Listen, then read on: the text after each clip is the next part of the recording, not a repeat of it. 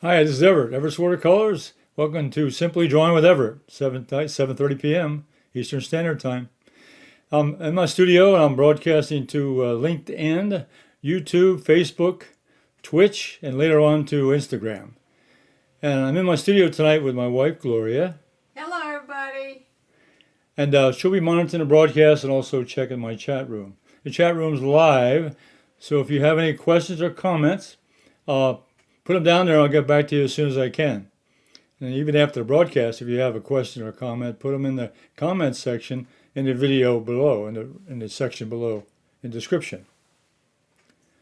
So tonight I'm going to do a drawing, and it's going to be using some my favorite colored pencils, Holbein colored colored pencils. So let's go to my drawing table, and let me get started. Take you to overhead. Okay, tonight I'm going to do the red barn, and I'm going to do it in water. I'm going to do it in colored pencils, and I'm going to use a small 8 by 10 piece of watercolor paper, and I'll show you why I do that. So let me show you some of my equipment I'm going to have overhead. Now, this Holbein colored pencils are artist quality, and they're oil based, and there's 150 colors that I have, and I'm going to be using just a few of those tonight. And also what I'm going to be using, along with the watercolors, I'm going to be using the Holbein colored pencil blender called MELTZ, M-E-L-T-Z. And it's water-based, and it blends the colors together, and you'll see how it'll look just like watercolor before I'm finished. Now, these products are available, the pencils and the MELTZ blender are available on my website, everettswatercolors.com. Now, these are my small set here I have that I travel with. These are my colored pencils here I'm going to be using tonight. And I've already done a couple little swatches here of colors. And it shows you the color, and it shows you what I did when I added the blender to it. So these are some of the colors I'm going to be using in tonight's drawing. We'll put that aside for right now. All right, so the first thing I want to do is on the blender, because I'll be using that almost right away on the blender. I have a little tray here, a little plastic tray, a little lid from another box or whatever. I'm going to put just a couple drops in there, maybe 3 or 4 drops. Put that in there, and I'll set that aside. And I have a water pen, and all this is just a pen with a water brush, and it's just got water in it, self-contained. Take that off. So that's all I need tonight is a water brush and the blender and the colored pencils. So I'm going to start out with I'm going to put the overhead on, a close-up. All right. So I'm going to start with the lightest color here. This is the sun's shining this way. So I'm going to start with the carmine. I think I'm going to use let's see, which one did I want to use for that? I think the colors I have. If I look at my color scheme here, I use scarlet. Scarlet's pretty close to that color. I'm going to start with that. So I do a little color change, but that's a little bit too bright. So I think I'll use the carmine. The carmine is probably a better color to use for that red. So you do a little sample on the pad of paper, and then wet it up to blend it, and then compare that with a photograph, or if you're out there on live, you compare it to your actual painting. So I'll use carmine. So let me see my carmine. This should be this one here, I think. Yeah, this is carmine here, carmine red. All right, so I'm going to start out with this section over here, and I'm just going to go in and blend this section on the end of the building. So I'll start with I'll start by drawing the edges in.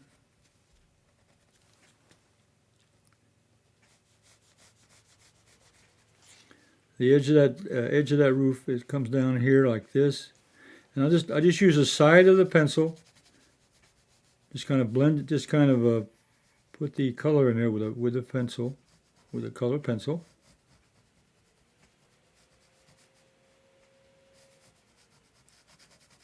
Okay, then I take the blender. I'm going to show you how this blends right away.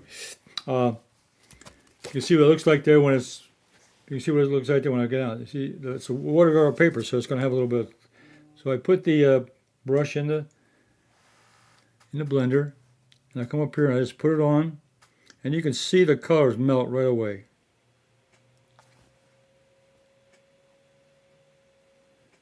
It's just like working with watercolors, because as soon as you hit the pigment with the blender, it melts. It blends the colors instantly. So I'll get that in. Now this may not be an expert drawing tonight, but it's just really a demonstration on doing something with the colored pencils. So I just want to be able to play with those and show you the MELTZ Blender. Okay, that's what it looks like when it's blended. All right, now let's try. Now I'm going to move on down here. Now the sun is on this end of the building, so I'm going to get the lower section here also. The photograph doesn't show it, but because the lighting wasn't high enough. So I'm going to go ahead and put that in also. So I'm going to put in the lower section here of the building. Make sure you can see it. I'll draw on the outline.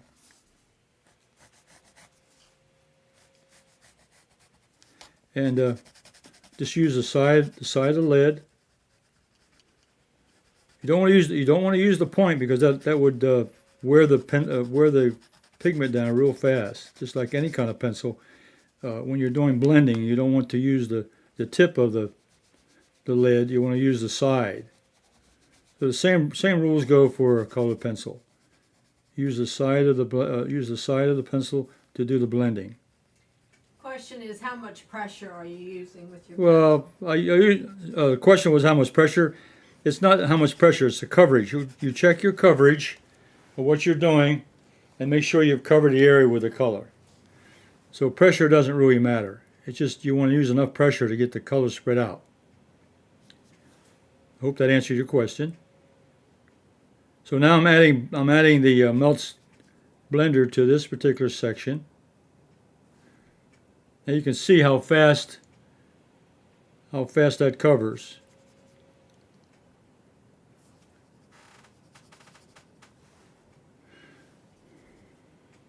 And now this water brush. Also, what happens is with a water brush, I'm diluting some of that solution, so I can spread it even more. So it's water soluble, and there's no toxin. There's not a toxin to the solution, and it doesn't have any fumes or anything like that. Okay. All right. Now let's go on to I think the next interesting part is the rooftop up here. Now that color there, I experimented a little bit before I started, and it's here. That color is like a greenish blue.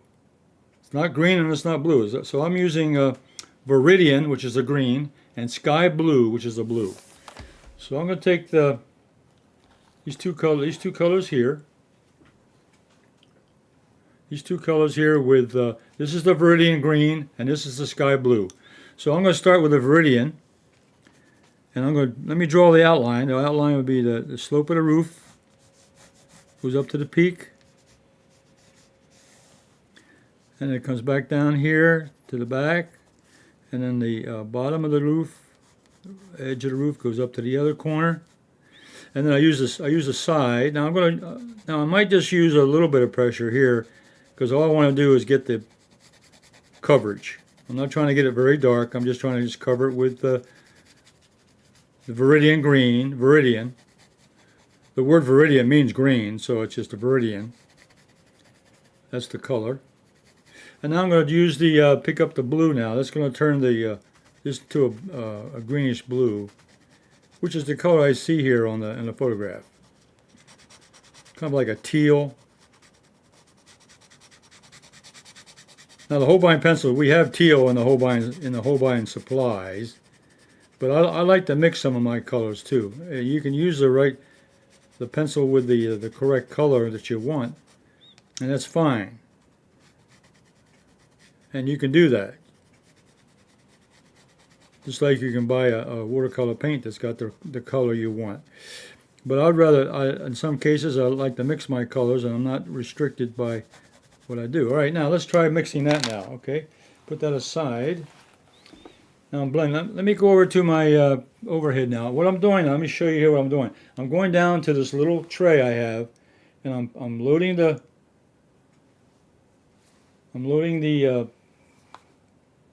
water pen with the solution just by dipping in the puddle. Now we go back to the main overhead camera, close-up camera, and then I come up here with the solution on the, and then it just blends it out. Now you can see that green and blue mixture now turning into that green-blue color that I'm looking for. So this is an example here of blending two colors together to make a third color. Viridian mixed with sky blue to give me a green blue, which matches the color I want to from this particular photograph.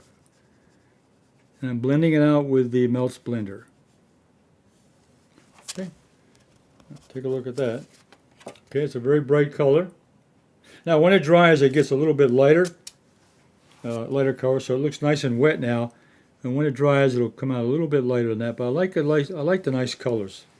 It's a little bit brighter than the one there in the photograph, but that's okay. I'm not trying to match exactly. Now, let's take the shadow pattern here. What I'm going to do here now, I've done a couple testings here. Now, this shadow color here I like. If I look at the photograph, I've mixed signal red, which is another kind of red, with forest green. So I mixed two complements together.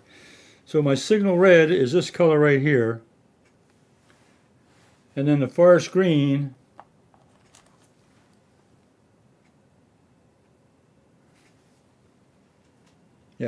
I've got these two colors now. Now you know when you mix complements together like red and green, you're going to come up with a complementary color. And sometimes what it does, it takes out the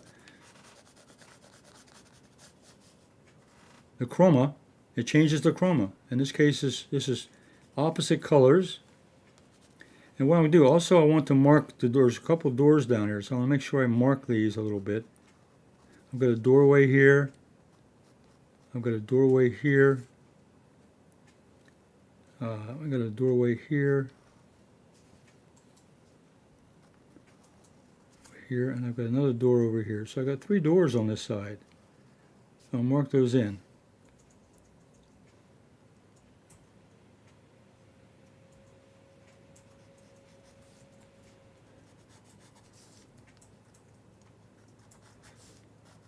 And I'll get the bottom of the barn. Extension. Get the back side of the barn right there. Okay, now I'm going to go ahead now and put in, and I'm going to kind of mix around a little bit with this. I'm going to put some color in here.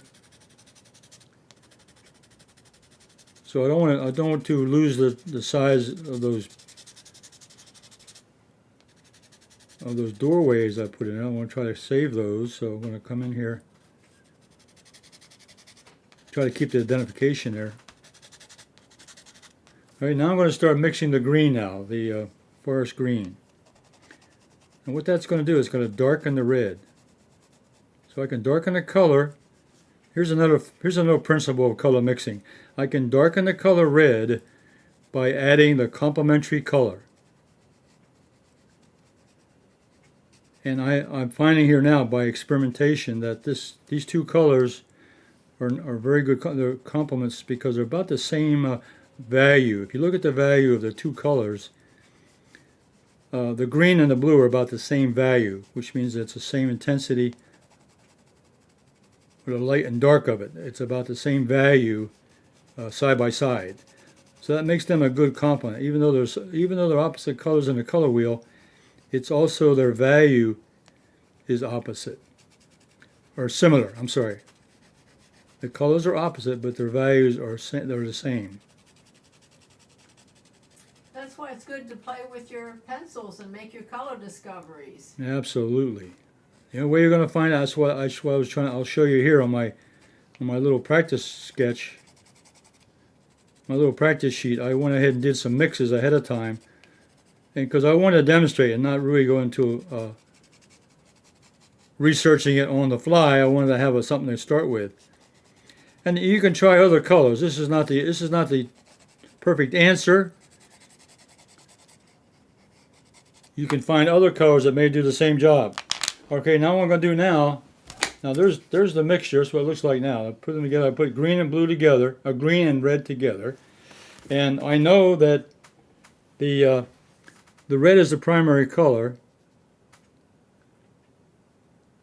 So if I look at the color of the barn, it's red, but it's a dark red. So I want a reddish color. So let me just try one section here and let's see what happens. Yeah, I got the dark. But what I'm going to do is I'm going to add a little more red to that. So I'm going to go back in now and add just a touch more red into each section. So the dark is doing okay. The value is all right, but I want to make sure the chroma, the color, make sure the color is better.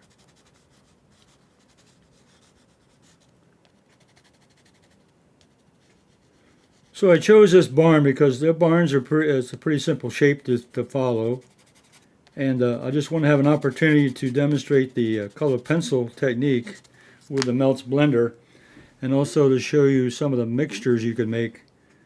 Now here's one I mixed a little more red in. You can see the red coming out more, which is what I wanted to see. It's a darker red.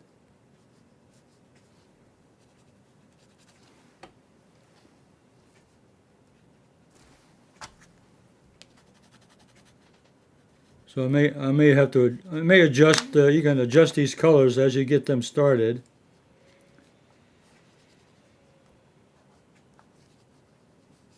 I'm trying to keep those doorways that I started out with. I'm trying to keep those identified.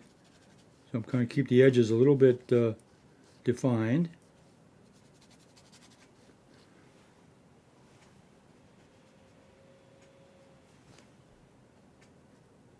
So these sections down here, I put a little more red in there. You can see the red coming out a little bit better than the first one I did.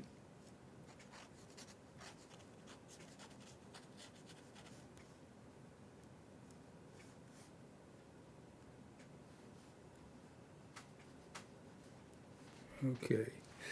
All right. So I think on this one here, I need to put a little more green in here.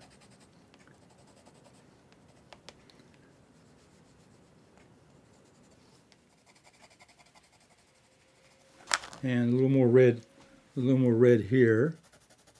So I'm kind of mixing on the fly.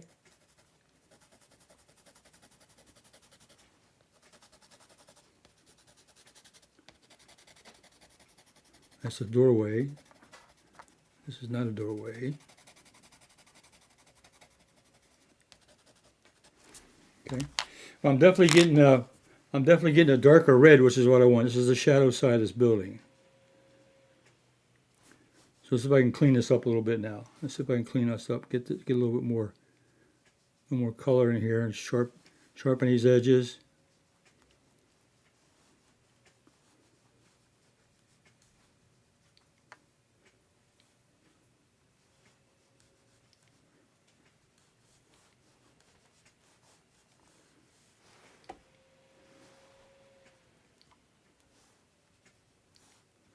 What I'll do now, I think I'll put a little more MELTZ in my mix, because remember the water and the water brush is diluting the MELTZ. So you also got to check your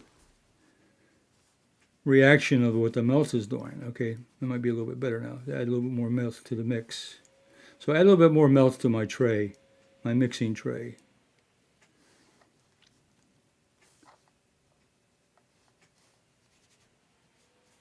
And I may have to let this dry a little bit, or we can go with a dryer and blow dry a little bit, and then we'll finish up a little bit of the green around.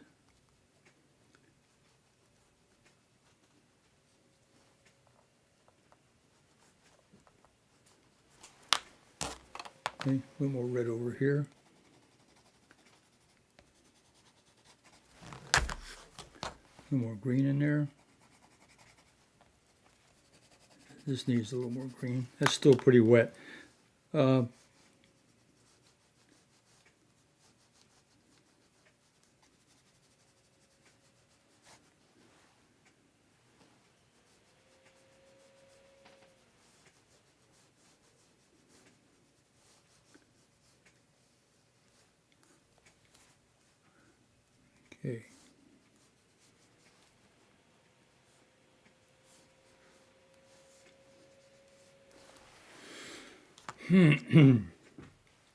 Okay, now the edges of the barn, this roof edge up here, this is dark also. So I'm going to put that color in there, and this color here I'm going to bring down also.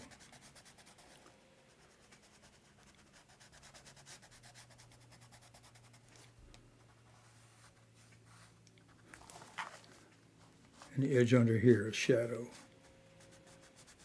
Put that red in there. And I'm going to add the forest green to both of those to make them dark.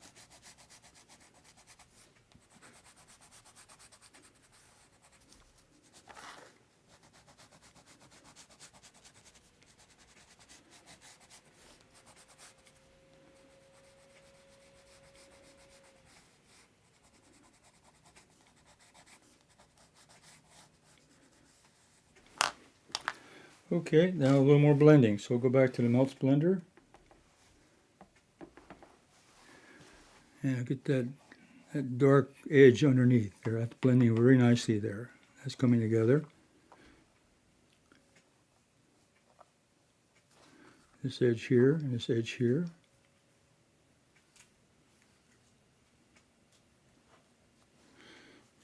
This edge here will be darker.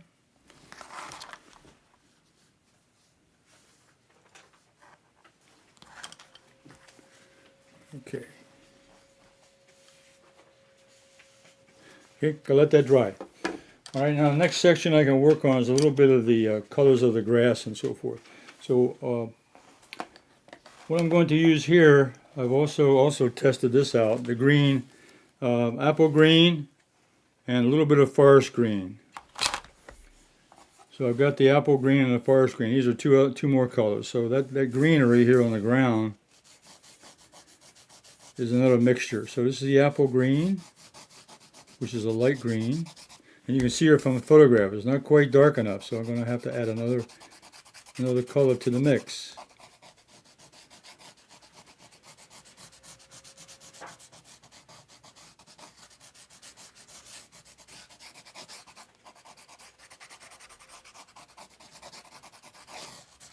So I'll take the, that's the apple green. Now I'm going to add the holly green, forest green. I want forest green. That's this forest green here. Yep. Add the forest green, it'll darken it up. So adding two greens together, one's darker than the other, definitely will add a darker value.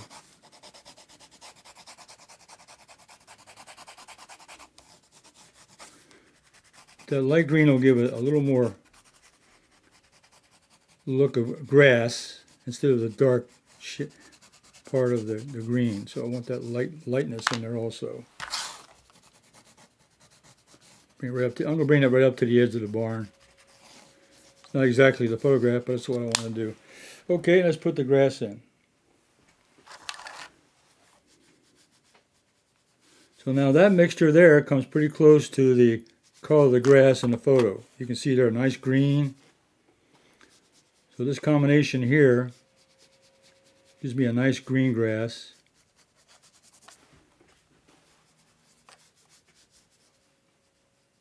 So this demonstration tonight is just kind of introducing the idea of the color pencils, the Holbein artist quality, and then adding the MELTZ Blender to the inventory of how to blend colors.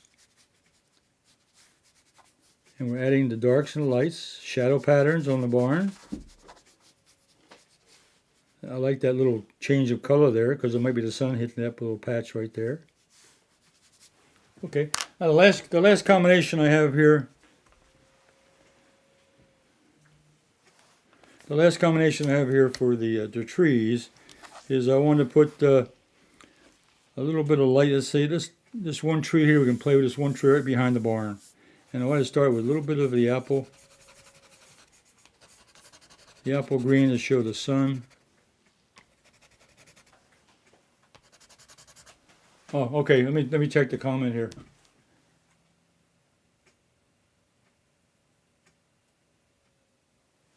Yeah, the mixing gray, of course, is the complementary colors mixing together will give you a gray. But also mixing complementary together, what I'm trying to show here is it'll give you a darker tone or darker color value by adding a complementary color to it. The red, and I add the green on top of the red, will give you a darker red. I don't want it to turn gray. I just want to get a darker tone of that red as a shadow. But you're right about the grays, the mixtures of complementary giving us color, giving us grays. That's how I do mine. Okay, now, then I'm using the, let's see, using the holly, and I've got another green. It's called a holly green, and that's a really nice dark. So I'm going to put that on the shadow side of this tree. Down near the barn. So this will give you like a tree color, which is different from the grass.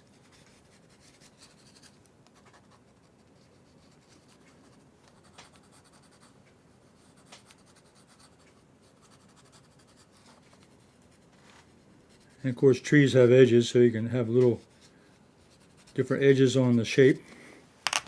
And put that green in there now. A little more of that yellow.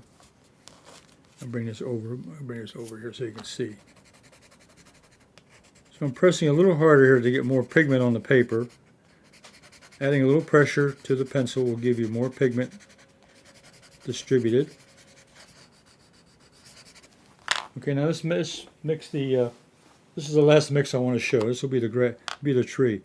So I want to come in here and I'll start with a darker mix first. So here's where you would play with edges. If you're up here, say, making a tree shape, you could leave some sky holes if you were putting a sky behind it. Or you can just go ahead and make a tree mass. Here I'm trying to show that there's a shadow part of the tree, and there's a light side of the tree where the sun's hitting it, out here in the foreground, or in the forward section. Sun coming this way, we have lighter leaves out here. Just trying to show a little bit of the sun effect on a tree. I wanted to say thank you, Rami, for the comment. We love to have interaction with our viewers. Very good. Thank you. Yes. Okay. Well, you know, that's just about run out of time for my demonstration here. But I wanted to introduce the colored pencil. I wanted to show the lightest sun side, or the lighter red here on this part of the barn, and a darker shadow side over here. Here I added green to the red to give me a darker red. Up here I combined the red and the green to give me a greenish blue. And then down here I added two greens to give me this. I added two greens up here to give me that. Okay. And these are my color mixes that I used. I used the red, the carmine, and I used over here. I used the signal red, and well, the names are you won't know unless you look at the color charts. But these are different kinds of reds mixed with the green. And here I mixed the red and green down here to give me a real dark down here. It's another red and green mixture down here, holly green and the carmine. So you get a real dark green here, a lighter green over here with the two green, light green and a medium green, and then you get the dark red up here, mixing the green with the red up here. So you get a nice dark. That's the one I used tonight. These two, the green and the red together, gave me this nice dark red. Okay. And the color I started out with was the carmine, which was the nice bright red up here on the end of the building, over here, over this side. Okay. Now the only thing I didn't have room for was the sky, and the sky blue would have given me the blue sky. So I didn't don't have time to put that in there, but you get added blue sky. So let's go back to my main camera. Hey, okay. Well, that was a little bit of fun with colored pencils, and also showing you the Holbein MELTZ Blender, which I think is a very good product. I've been using it for a long time, but it really blends the colored pencil very nicely. It almost is like watercolor. And the more time you spend, I used watercolor paper tonight. If I had used printer paper or something like that, it would or drawing paper, it might have been a little bit smoother. The watercolor paper has a little bit of tooth to it, so you have to fill in all those fibers in the paper in order to get a smooth color. So, in order to do that, you could use sketch paper or a smoother paper, smoother texture paper to get you a nice smooth product. Okay, well, I'll be back again next Thursday night at 7:30 p.m. Eastern Standard Time with Simply Drawing with Everett, and I'll try another demonstration. I will do another demonstration on drawing, and I try to make them all a little different and try to keep them informative, doing different things. And you can go back and look at my videos, and you'll see the many videos I have on drawing exercises. Go to Everett Watercolors and just go to Everett Watercolors on YouTube, and you can search for the product. You can search for drawings or paintings or whatever, and you'll see a lot of. I have over 600 videos on there on different things. So I'll be back again next Thursday at 2 o'clock with Everett Watercolors at 2 o'clock p.m. Eastern Standard Time, and I'll be back here at 7:30 Eastern Standard Time next Thursday. And on Sunday I do. On Sunday, I put out a little video called "Anyone Can Draw with One Line Only." That's a lot of fun. You might enjoy that also. So until next week, you all stay safe, and we'll see you on the next live video.